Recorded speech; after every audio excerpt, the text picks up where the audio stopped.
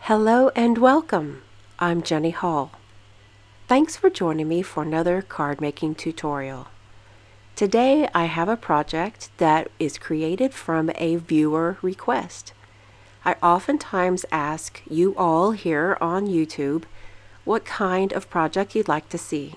So I had a request to create more cards with the Memory and More card pack. This is the pack called Delightfully Detailed. And when I opened the pack, this piece of paper really caught my eye.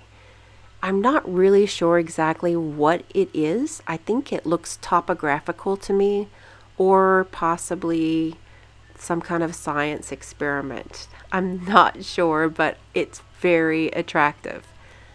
So how can I use this sort of a piece on a handmade card, and how can I personalize it with my own touches?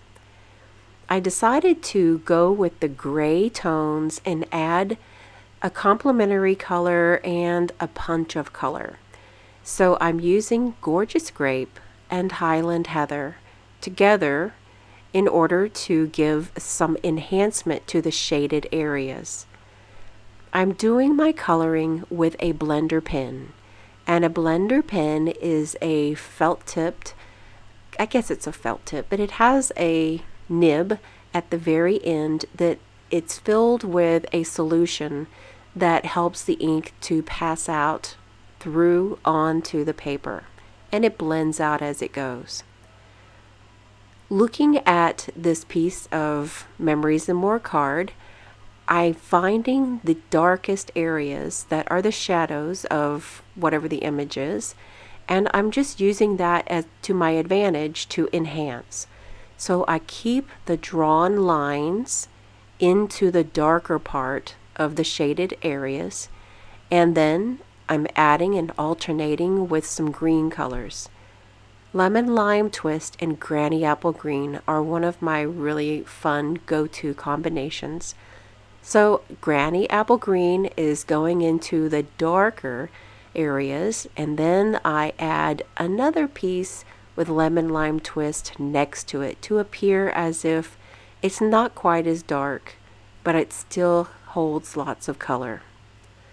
I'm enhancing all of the areas that I feel are dark enough to carry the colors and let the light areas remain light.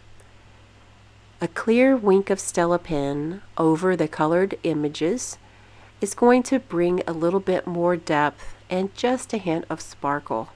I wish that the wink of Stella sometimes would be even more sparkly, but it's okay. I like the effects that it has overall. Once this dries, I am adhering the panel to a piece of basic gray cardstock. It's just slightly larger than the Memories and More, and this is enough to make it really stable to fit on my card base. To bring a little bit more of the white background or the white card base into the project and lighten it up a bit, I'm adding some of the new white ribbon in the new catalog, and it is so soft and silky. It's just a dream to use. So I'm sticking with the card pack, and I'm using a sticker for my sentiment.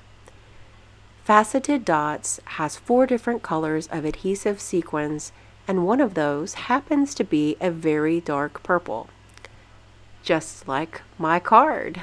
So I'm adding those purple faceted dots to accent the purple hues of the project. I have one little leftover piece where I trimmed down the Memories and More card, and I'm placing that on the inside of the card, and that will finish off this project. All of the details for this card are in the video description below, including measurements and links to do shopping.